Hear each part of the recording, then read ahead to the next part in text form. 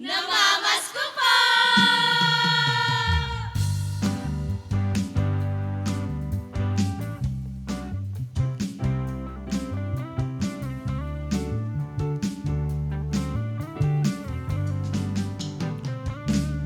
Purihin ang isinilang ng Panginoon ng kalangitan, na siyang nagdudulot ng kaligtasan sa lahat.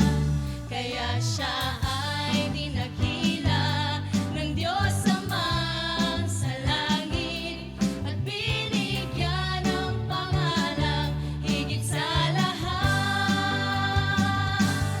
Ang Mesyas ng Pasko, kapayapaan sa buong mundo. Maligayang Pasko, magmahalan tayo. Purihin ang isinilang ng Panginoon ng kalangitan, na siya